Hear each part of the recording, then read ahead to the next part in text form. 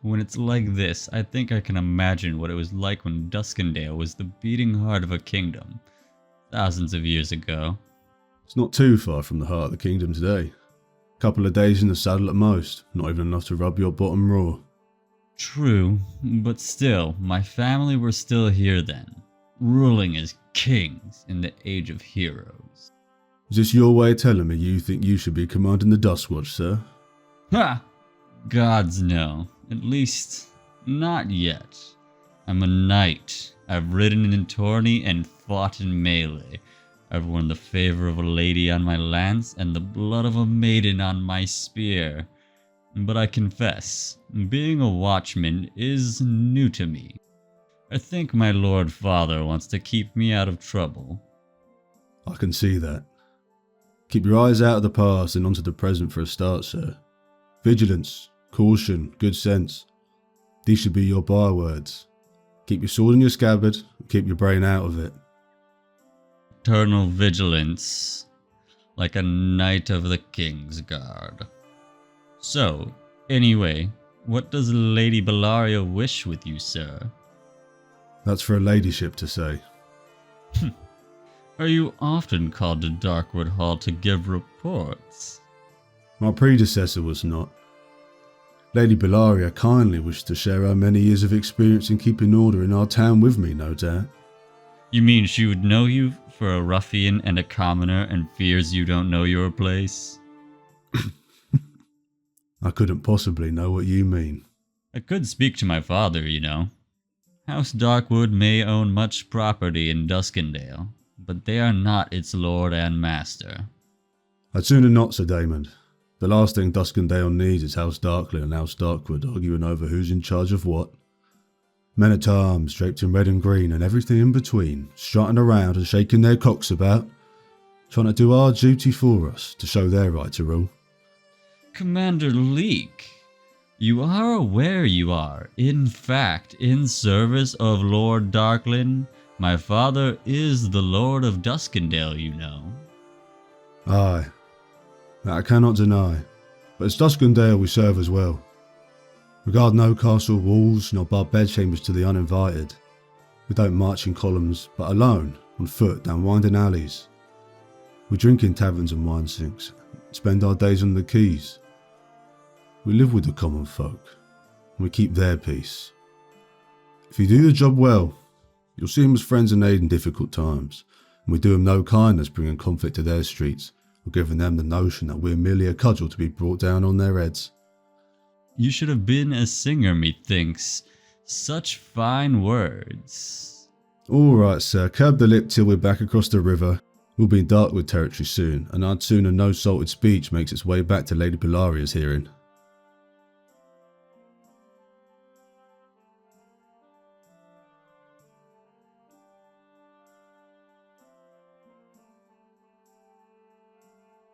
I was beginning to wonder if you were coming at all, sir. The Dustwatch never sleeps, my lady. It came as soon as duty allowed. You surprise me, sir, for from what my own household have reported to me, the streets are rife with discontent and disorder.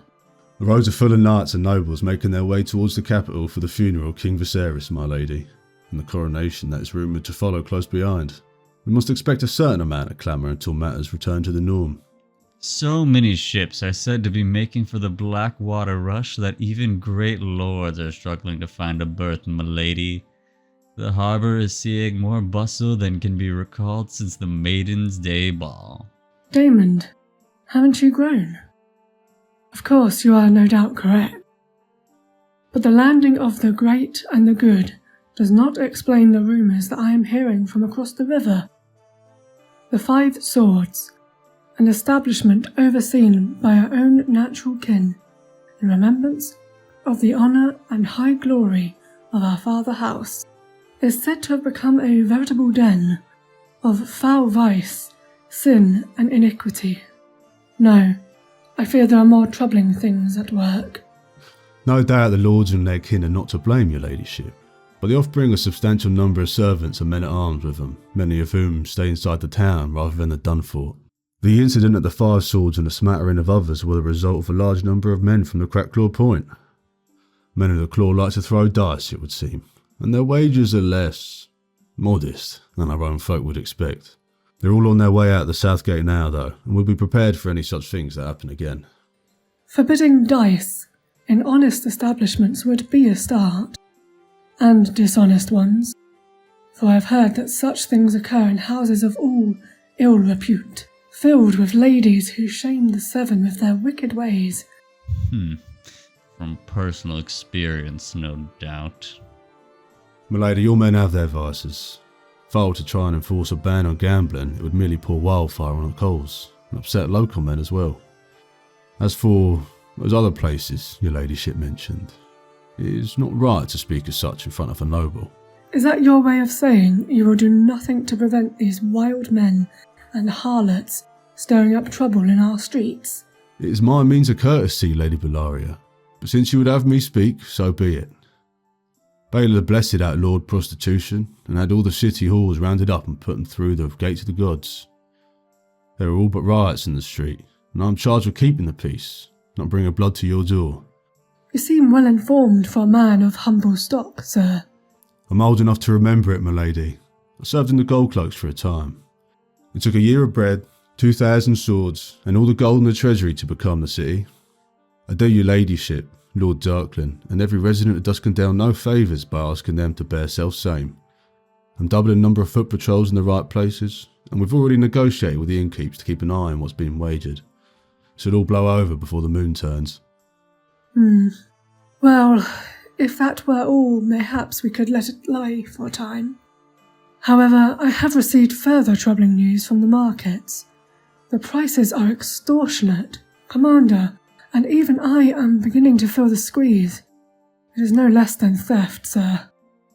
And theft is a crime. The Watch are tasked with preventing, are they not? Again, my lady, it's merely a consequence of the forthcoming events in the capital. Duskendale is full to bursting, so the demand for bread, cheese, ale and wine is higher than ever before, and the farmlands beyond the North Gate can only supply so much. The innkeeps, smiths and artisans have seen a great boon in their business though, so I don't think it will be a large threat. It's the poorest who will suffer most, and I intend to speak to Lord Darklyn on that matter. And what of the highborn, Sir Allar? We are not doing crass business, yet all of our prices rise. Should I raise taxes and rates for all the right to live and work on my lands? Will you aid in ensuring compliance? Should your ladyship choose to raise those small folks' taxes, that is a matter for your ladyship alone. If there's any damage to persons or property within Duskendale, or refusals to pay what you are owed, we will do our duty. But respectfully, we are not your sworn men, cannot go around threatening reprisals. I see. This audience is at an end. Well, we will see if your predictions come to pass, Sir Allar, until we speak again.